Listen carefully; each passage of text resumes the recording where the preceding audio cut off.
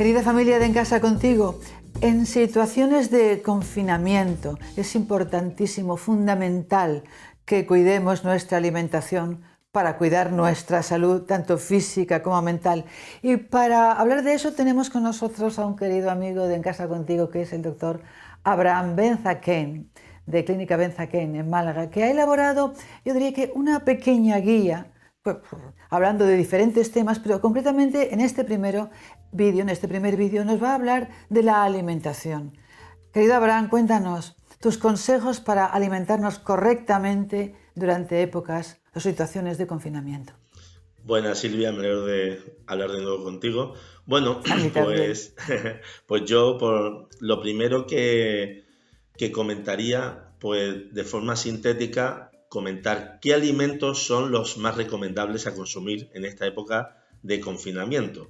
Pues fundamentalmente serían todos los productos frescos, las verduras también frescas, pero la verdura incluso podemos utilizar congeladas y en conserva, ya que en esta época muchas veces no es fácil encontrarlas frescas, en épocas de cuarentena. Frutas, frutos secos, yogures, pero que sean naturales y no azucarados, legumbres, carnes, pescados, pan integral, eso es importante. Y para resumir, ¿cuáles son las menos recomendables, de las cuales deberíamos de rehuir incluso directamente a la hora de ir a llenar la cesta? Pues sería los ultraprocesados, todos los productos ricos en azúcares y o grasas saturadas, por ejemplo las de origen animal, todos los precocinados, dulces, bollería, snacks, lácteos azucarados y refrescos azucarados, a grosso modo. Y hablando, otro aspecto sería, por ejemplo, los horarios. De esto se ha hablado mucho, ¿no? ¿Tú crees que sería conveniente que tanto desayunos, comidas y cenas las hiciéramos siempre en horarios regulares, que no fuéramos ahí intercambiando? Interesante pregunta. Sí, yo recomiendo que mantengamos un horario fijo para todas las comidas, a ser posible incluso el mismo que teníamos antes del confinamiento. Cambiar esos horarios y tenerlos no constantes está demostrado que aumenta la tendencia al descontrol, incluso aumenta la ingesta por desidia, llamémoslo así, ¿no? Y es que además ten en cuenta, Silvia, que si respetamos todas las comidas y separadas equitativamente, aproximadamente, ¿no?, nunca tendremos demasiada hambre. Está visto que si acudimos a una comida con mucha hambre, con hambre excesiva, lo que vamos a llegar es a comer, entramos a comer más alimentos y una forma mucho más rápida. De este modo, el cerebro llega a la información de que estamos saciados cuando ya no hemos sobrepasado. Por eso es importante comer lento, y para comer lento debemos mantener ese horario fijo, esa rutina que tú preguntabas. Hay una cosa que también nos interesa mucho y será muy práctico, es que nos hagas ejemplos vivos, por así decirlo. ¿Nos podrías dar 2 ejemplos, pues tanto de desayuno, de comida o de cena saludables? Pues mira, Silvia, a modo de desayunos, que me pides 2 ejemplos, los dos pondría como parte común ser una café o infusión con un poquito de leche. Y esto podríamos añadirle 2 opciones. Una, propondría un pan integral con tomate y nuestro riquísimo aceite de oliva virgen extra. U otra sería, por ejemplo, añadir a ese café infusión una pieza de fruta con un yogur natural, sin azúcar, como dije antes, y unas 2 o 3 nueces, por ejemplo.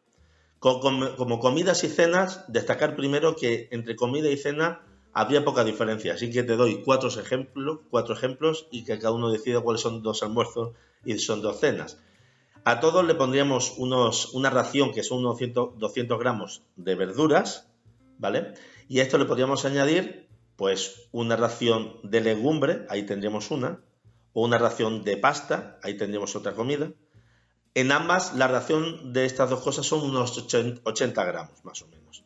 Y otras 2 opciones sería añadirle una ración de carne o una ración de pescado. En este caso, las raciones de carne y pescado son unos 150-200 gramos.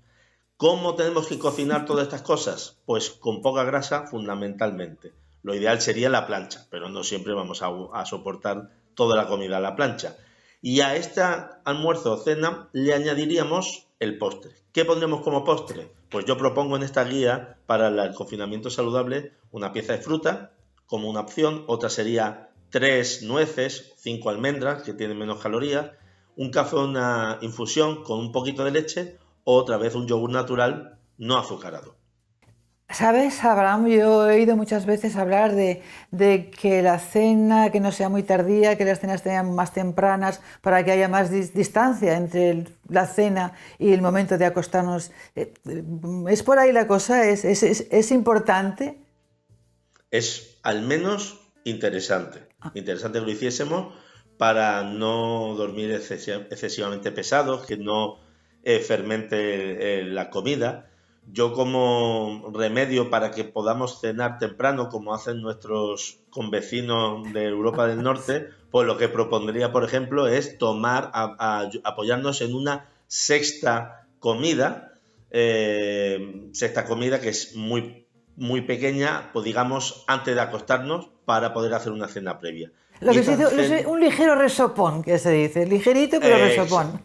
Exacto, muy ligerito. ¿Qué propongo? Pues algo, obviamente, que sea ligero, como tú bien dices, que apenas tenga... O sea, también es importante que sexta comida no implique un aumento de las calorías totales en el día, sino que las repartamos, ¿me entiendes? Mejor es algo que tenga rico en proteínas, y una cosa interesante es que sea rico en triptófano, porque ayuda a la secreción de serotonina y melatonina para que conciliemos mejor el sueño. En definitiva, ¿qué productos son ricos en esto que va a facilitar el conciliar el sueño? Eso, Por ejemplo, cuéntanos, ¿qué productos? A ver. Una pequeña, porque estamos ya antes de dormir, una pequeña cantidad de piña, de plátano y, oh sorpresa, por ejemplo, de chocolate negro. Pero chocolate negro con poco azúcar y sin nada de leche. Esos 3 productos ayudan a conciliar el sueño. Eso me lleva a una pregunta que tengo que hacerte. Si entre comida y cena o desayuno y comida tenemos ya sabes, ese pelín de gusanillo, que necesitamos un pequeño picoteo o tentempié, ¿qué tentempié nos recomendarías? Pues mira, lo primero que recomiendo es que los tentempiés, como dijimos antes, estén también con un horario fijo. Es decir, entre el desayuno y el almuerzo uno y otro entre el almuerzo y la cena. Ajá. Como tentempiés, lo que recomiendo es lo mismo que dije como postre, recuerdo, que es o una pieza de fruta o unos 3 o 5 piezas de fruto seco como nueces o almendra, un café o una infusión con poca leche, yogur natural no azucarado, pero añadimos 2 opciones más los tentempiés, que sería un caldo desgrasado una tarrina pequeña de queso fresco. Esas serían mis opciones como tentempiés. Todo eso que nos cuentas es muy interesante, sobre todo lo del chocolate negro.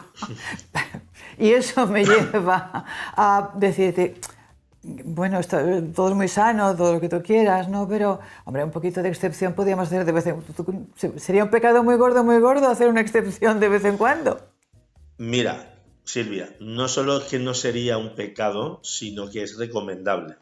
Yo, en mi guía, lo que hemos recomendado es programarnos 2 comidas a la semana, eso sí, no más, 2 comidas libres, o sea, al libre albedrío lo que uno quiera tomar, pero solo 2 comidas a la semana. Está demostrado además que va a romper esa tensión, esa ansiedad que produce pues digamos, un menú un poquito restrictivo, y entonces el apoyar 2 comidas libres va a ayudar a que nuestro cerebro se relaje y que estemos durante toda la semana sabiendo que podemos comer después en algún momento lo que quiera. Si lo hacemos 2 comidas a la semana, no tiene una implicación importante y nos ayuda a ser mucho más,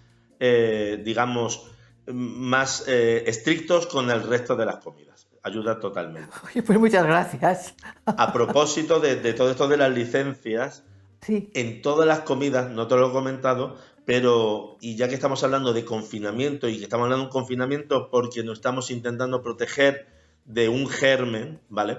Pues deciros que entre muchas otras cosas que otro día hablaremos sobre qué puede aumentar el sistema inmune, quiero comentaros que en los alimentos deberíamos buscar alimentos que tengan ricos, entre otras cosas, ricos en vitamina C y ricos en zinc. Y si quieres te digo algunos alimentos que tengan estas propiedades. Sí, venga.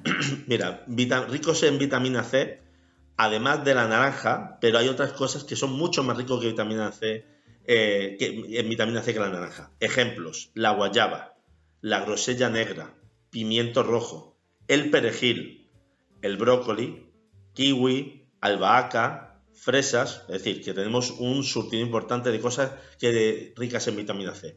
Por otro lado, alimentos ricos en zinc. Podríamos mencionar las almejas, la carne de vacuno, las pipas de calabaza, levadura de cerveza, los quesos, las almendras y avellanas y los copos de avena.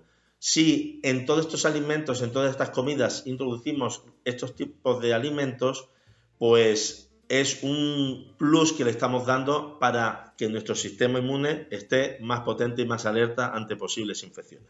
Que es absolutamente fundamental en estos momentos. Pues nada, nos has enseñado muchas cosas muy interesantes. Muchísimas gracias, Abraham. Te deseamos lo mejor para ti, para tu familia, para todo tu equipo de la Clínica Benzaquén de Málaga, y desde aquí, ya sabes, un abrazo muy fuerte para ti y también muy fuerte para todos nuestros amigos de En Casa Contigo que nos están viendo. Un saludo a todos. Adiós.